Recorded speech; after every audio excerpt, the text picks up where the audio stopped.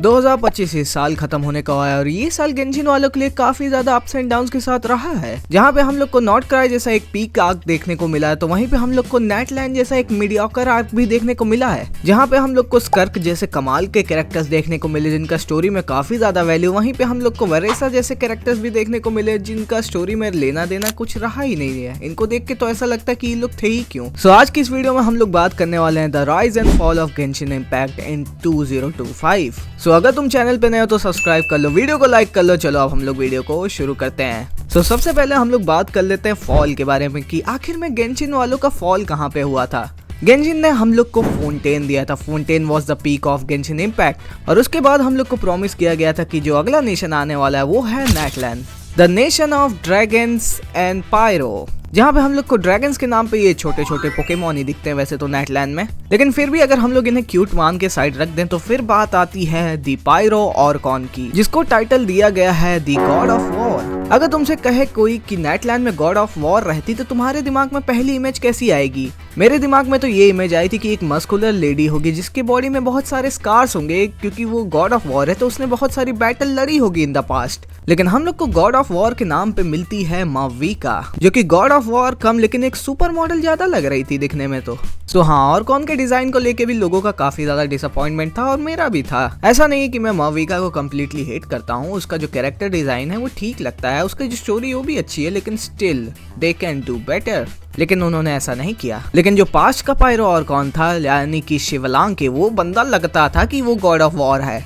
अगर इस चीज को भी हम लोग अब नजरअंदाज कर ही दे तो फिर बात आती है नेटलैंड के आर्कॉन क्वेस्ट के बारे में। एंड टू बी ऑनेस्ट, नेटलैंड का पूरा आर्कॉन क्वेस्ट खेलने के बाद भी मैं ये कह सकता हूँ कि पूरी स्टोरी लाइन काफी ज्यादा प्रिडिक्टेबल और सिंपल फील हो रही थी मुझे। लाइक एंड के अंदर वो लोग एक प्लॉट ट्विस्ट हम लोग को फेंक के मारने की कोशिश कर रहे थे, लेकिन वो भी काफी ज्यादा प्रिडिक्टेबल हो ही गया था, क्योंकि ऐसा लग ही गया था कि कैपिटानो के साथ कुछ ना कुछ कांड होने वाला है। क्योंकि हम लोग को ये तो पता चली गया था कि गेंशिन वाले कैपिटानो को प्लेएबल नहीं करने वाले हैं, इसका मतलब यानी कि उसके साथ कुछ कांड होने वाला है। और एट द एंड उसके साथ ये चीज हो भी जाती है और बहुत सारे लोग ये चीज पहले से ही प्रिडिक्ट कर भी लिए थे।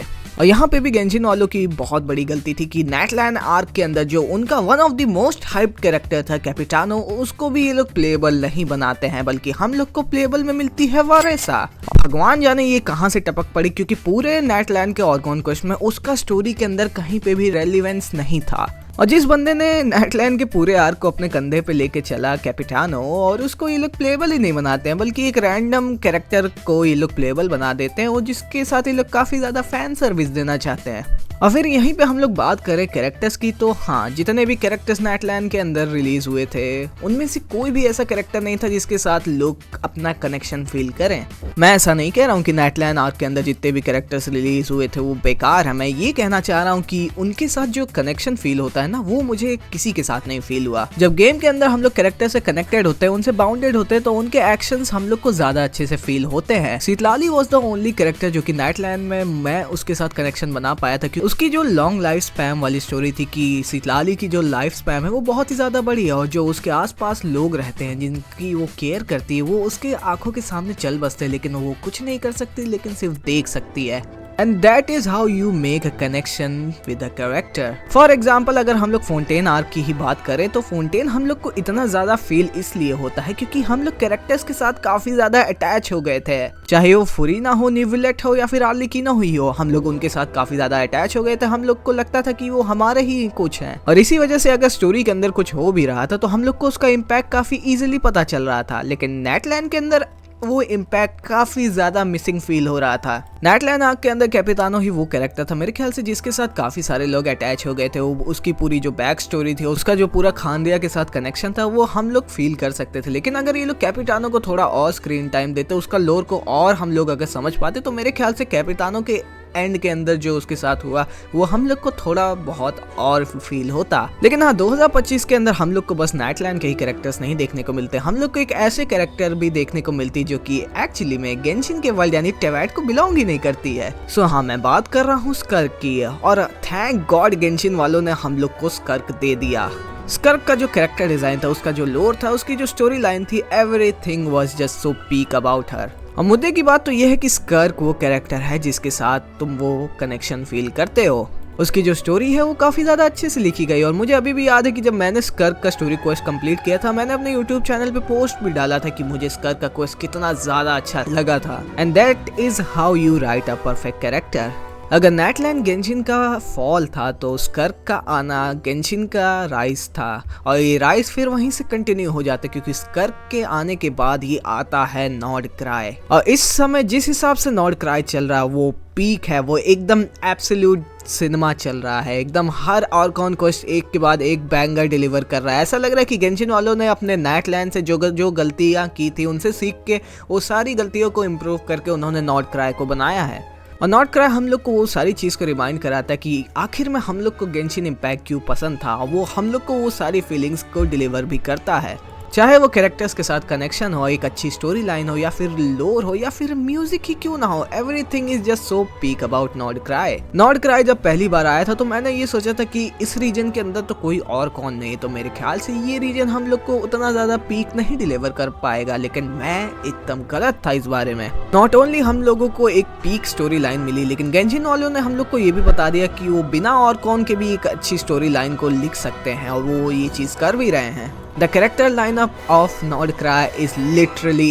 insane। हम लोग को वो सारे कैरेक्टर्स नॉर्ड क्राई के अंदर दिखा दिए जाते जो कि गेंशिन हम लोगों को पता नहीं 5 सालों से टीज करते हुए आ रहा था। चाहे वो नॉर्ड क्राई का ग्रैंड मास्टर यानी वारका हो या फिर क्ली जो कि मॉन्स्टैड में रहती है उसकी मम्मी एलिस ही क्यों ना हो, हम लोग को नॉर्ड क्राई के अंदर सारे के सारे इंपॉर्टेंट कैरेक्टर दिखते हैं। वो सारे कैरेक्टर्स अपने रोल को प्ले करते हैं और स्टोरी के अंदर उन सब का इंपॉर्टेंस है। लाइक लिटरली कोई भी कैरेक्टर ऐसा नहीं फील होता कि ये कैरेक्टर स्टोरी में है या ना है, इसका कोई मतलब नहीं है। सारे कैरेक्टर्स बहुत ही ज्यादा इंपॉर्टेंट लगते हैं स्टोरी के लिए।